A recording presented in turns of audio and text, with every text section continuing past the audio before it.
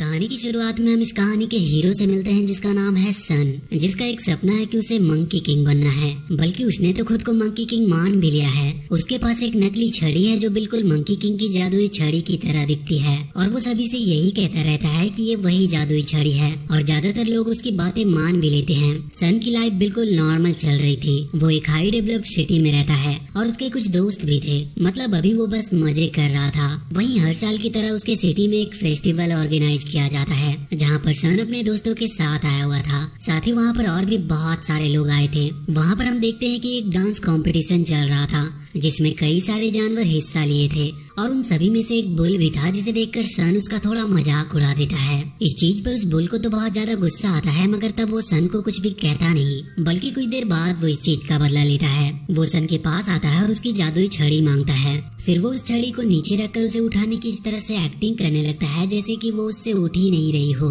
सन को तो पता था कि वो छड़ी नकली है, लेकिन वो सोचता है कि शायद गॉड उसकी मदद कर रहे हैं। पर तभी वो बुल उस छड़ी को उठाता और उसे बीच में से तोड़ देता है और वो सन की बहुत बेइज्जती करता है। इस चीज से सन बहुत ज्यादा दुखी होकर वहाँ से निकल जाता है। इसके बाद वो एक रेस्टोरेंट के अंदर जाता है जहाँ पर वो बैठा हुआ था।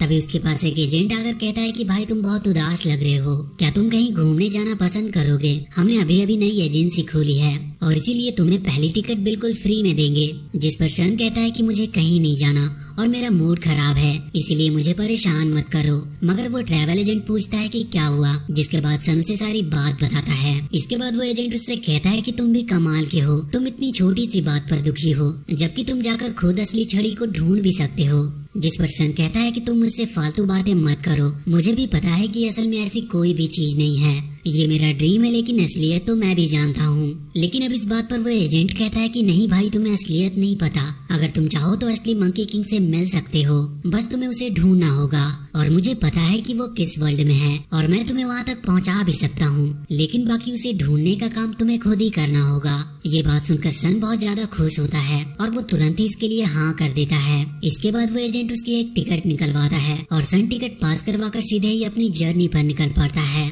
वैसे उसके जाने के पहले हम देख पाते हैं कि जिस बुल ने सन की बेइज्जती की थी उसने उसकी हर बात सुन ली थी और वो भी उसके पीछे पीछे जाने का फैसला करता है। वहीं हम सन को देखते हैं जो एक अलग ही जगह पर आ चुका था, जहाँ से उसे उस नई दुनिया का दरवाजा मिलता है। जहाँ जाने के बाद वो देखता है कि चारों तरफ जंगल है और देखने में तो ये दुनिया भी उसी की दुनिया की तरह लग रही थी। वो उस जंगल के कुछ खतरनाक पौधों से बचते हुए भाग रहा था और इसी बीच वो एक बबून से मिलता है। ये बबून उसे देखकर स्माइल कर रहा था और ऐसा लग रहा था जैसे वो सन को बहुत पहले से जानता हो, मगर सन यहाँ से बचकर भाग रहा था, इसीलिए उसके पास रुकने का टाइम नहीं था। और इसके बाद वो एक लेक में गिर जाता है जहाँ से सीधा जाकर अपने डेस्टिनेशन मतलब मंकी किंग के सामने पहुँच जाता है। लेकिन वहाँ पर सन को यकीन नहीं था कि यही असली मंकी किंग है। पहले तो उनके बीच में बातचीत होती है। यहाँ पर मंकी किंग मतलब वुकोंग सन से पूछता है कि तुम यहाँ पर क्या कर रहे हो, जिस पर सन बताता है कि उसका एक ड्रीम है, उसे मंकी किंग की जादुई छड़ी चाहिए। वो बस एक दिन के लिए उसे अपने दोस्तों को दिखाना चाहता है कि वो भी उसके काबिल है। अब इसके बाद सन वहाँ से निकलने लगा था, लेकिन वुकोंग उससे कहता है कि मैं ही असली मंकी किंग हूँ और तुम बिल्कुल सही जगह पर पहुँचे हो। मगर अब इस पर सन कहता है कि तुम्हारे पास वो जादुई छड़ी कहाँ है और साथ ही वो वहाँ पर जादुई छड़ी ढूंढने लगता है, पर उसे वो वहाँ पर कहीं मिलती नहीं। लेकिन इसके बाद वो मंकी किंग अपनी जादुई छड़ी निकाल कर उसे दिखाता है। ये सब देखकर सन पूरी तरह से हैरान था और वो तुरंत ही मंकी किंग से कहने लगता है कि क्या आप एक दिन के लिए ये जादुई छड़ी मुझे दे सकते हो?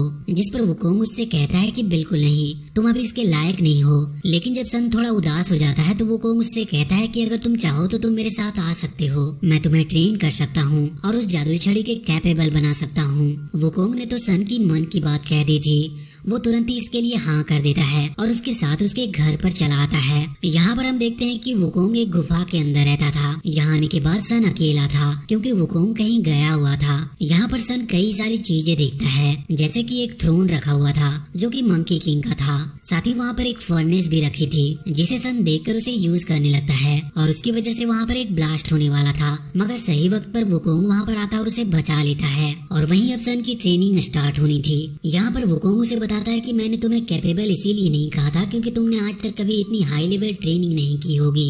दरअसल ये छड़ी अपना ऑनर खुद ही ढूंढती है, लेकिन उसके लिए तुम्हें स्ट्रांग भी होना पड़ेगा और तुम्हें हाई लेवल मार्शल आर्ट सीखनी होगी। अब यहाँ वुकोंग सन को एक बड़ी सी पहाड़ी पर लेकर जाता है। वैसे वुकोंग तो अपने उड़ने वाले बादल पर जा रहा था, लेकिन सन को बहुत मेहनत करके ऊपर आना पड़ता है। यहाँ पहुंचकर वुकोंग अपनी कुछ पावर्स दिखाता है। वो वाटर लेवल कंट्रोल कर सकता था और यही चीज वो सन को भी ट्राई करने को कहता है, लेकिन सन इतना कैपेबल नहीं था कि वो ये कर पाए। इस बात पर वुकोंग कहता है कि तुम्हें तो बिल्कुल स्टार्टिंग से सीखना होगा। इसके बाद अब सन की ट्रेनिंग स्टार्ट होती है। वो बहुत कड़ी ट्रेनिंग कर रहा था। माना कि कुछ दिनों तक इसका कोई फायदा नहीं दिखा था और न ही सन के अंदर कोई इम्प्रूवमेंट दिख रही थी, लेकिन फिर भी सन हार नहीं मानता और इस चीज से वुकोंग भी उससे बहुत ज्यादा इम्प्रेस था। हम देखते हैं कि ट्रेनिंग के बाद सन जंगल में बास्केट लेकर जाता है, जहाँ से वो फल जमा करके गुफा में लाता है। तो अब ऐसे ही एक दिन वो जंगल के अंदर गया था, जहाँ उसे एक पेड़ पर वही बबून मिलता है जिसे उसने इस जंगल में पहले देखा था। यहाँ उससे मिलते ही उन दोनों में बहुत अच्छी दोस्ती हो जाती है। वहीं हम देखते हैं कि वो पूरे दिन बहुत मजे करते हैं और इसी बीच बबून ने सन को लगभग पूरा जंगल घुमा दिया था और पूरे दिन घूमने की वजह से सन थक चुका था और सो जाता है। दूसरी तरफ हम देखते हैं कि सन के घर पर लौटकर वापस न आने की वजह से वुकोंग अभी थोड़ा चिंता में था और इसी के लिए वो सन को ढूंढने के लिए निकल पड़ता है। और जब वो बबून के घर के पास पहुंचता है तो उसे वहाँ पर बबून दिखता है और उसके सामने ही सन सो रहा था। ये देखकर उसे थोड़ी गलतफहमी हो जाती है और उसे लगता है कि शायद बबून ने सन को चोट पहुंचाई और वो बेहोश हो गया है और इसीलिए वो बबून को वार्निंग देता है कि तुम अभी यहाँ से नहीं गए तो तुम्हारे लिए अच्छा नहीं होगा। जिसके बाद वो बबून वहाँ से भाग जाता है और इसके बाद सन नॉर्मल ही रोज की तरह फिर से अपनी ट्रेनिंग करने लगा था। हम देखते हैं कि फाइनली अब सन की पावर बढ़ने लगी थी और साथ ही खासकर उसकी स्पीड बढ़ रही थी। और ऐसे ही कुछ हफ्तों की कड़ी ट्रेनिंग के बाद सन और वुकोंग दोनों ही एक मैच करते हैं, जिसमें वुकोंग ने सन से कहा था कि तुम्हें बस मेरे हाथ से ये छड़ी लेनी होगी और अगर तुमने मुझसे ये ले ली तो तुम जीते, जिसके लिए सन मान जाता है और मैच स्टार्ट होती है। यहाँ पर सन की स्पीड का जवाब नहीं था, भले ही वुकोंग ने उसे ट्रेनिंग दी हो, लेकिन अपनी हल्की बॉडी के कारण सन अब वुकोंग से ज्यादा फास्ट हो चुका था और उस स्पीड की मदद से वो वुकोंग के हाथ से वो छड़ी भी छीन लेता है। वैसे अभी ट्रेनिंग के लिए इतना काफी नहीं था। इसके बाद हम देखते हैं कि सन अपनी बास्केट लेकर जंगल से फल लाने के लिए निकल पड़ा था और उस दिन उसे बबून नहीं बल्कि एक पेंटर मिलता है जो कि बहुत ही अच्छी पेंटिंग बना रहा था और इसीलिए सन भी उसे देखने के लिए रुक जाता है। यहाँ पर पेंटिंग खत्म करने के बाद पेंटर सन की तारीफ करते हुए कहता है कि मैंने देखा तुम बहुत कड़ी ट्रेनिंग कर रहे थे, जिस पर सन उसे धन्यवाद कहता है। मगर फिर वो पेंटर कहने लगता है कि तुम्हारी ट्रेनिंग का कोई फायदा नहीं, क्योंकि मैं जानता हूँ कि वुकोंग कभी भी तुम्हें वो जादुई छड़ी नहीं देगा। ये बात सुनकर सन तुरंत ही कहता है कि ऐसा नहीं है, उन्होंने मुझसे प्रॉमिस किया है कि अगर मैं ट्रेनिंग करूंगा तो वो मुझे छड़ी दे देंगे। लेकिन वो पेंटर कहने लगता है कि ऐसा नहीं है, क्योंकि वो छड़ी उसकी सबसे ज्यादा कीमती चीज है और वो कभी भी उसकी छड़ी तुम्हें नहीं देगा। मगर सन उससे कहता है कि मुझे तुम्हारी बातों पर भरोसा नहीं और ये बोलकर वो वहाँ से चला जाता है। अब उसी रात को हम देखते हैं कि सन को वैसे तो उस पेंटर की बात पर भरोसा नहीं था, ऐसा उसने बस कहा था, क्योंकि असल में उसे भी थोड़ा थोड़ा लगने लगा था कि पेंटर सही कह रहा है। इसीलिए वो वुकोंग के सोने के बाद सन छुपकर उसकी छड़ी लेकर वहाँ से निकल जाता है। रास्ते में उसे इस बात के लिए बुरा लग रहा था, लेकिन फिर वो खुद से कहता है कि एक ही दिन की तो बात है, मुझे छड़ी लाइफ टाइम के लिए थोड़ी ना चाहिए। लेकिन अब चलते चलते रास्ते में उसे वो पेंटर मिलता है जो कि यहाँ पर सन से वही छड़ी छीनना चाहता था और सिंपल सी बात है कि ये उसकी एक चाल थी और अब वो सन से वो छड़ी ले भी लेता है और इसके बाद वो अपनी असली आइडेंटिटी रिवील करता है।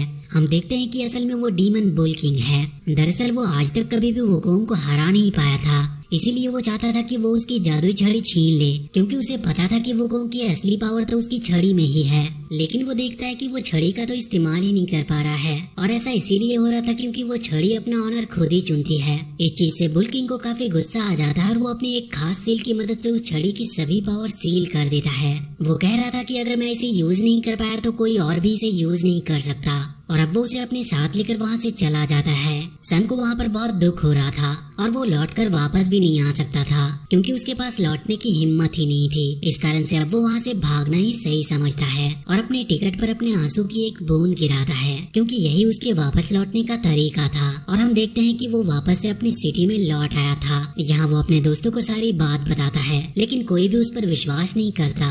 वैसे यहाँ पर वो ये होप लेकर आया था कि उसके दोस्त उस पर भरोसा करेंगे और उसकी मदद करेंगे, लेकिन जब वो नहीं मानते तो सन अकेला ही वापस लौटने का फैसला करता है। और जब वो वापस लौटने लगा था उसी वक्त उसकी एक दोस्त किकी उसकी मदद के लिए हाँ कर देती है और अब वो वापस उस जगह पर लौटने के लिए वही टिकट वाले को ढूंढने लगते हैं। वहीं दूसरी तरफ हम देखते हैं कि अभी उस डीमन बुल किंग ने वुकोंग के ऊपर पूरी आर्मी लेकर हमला कर दिया था।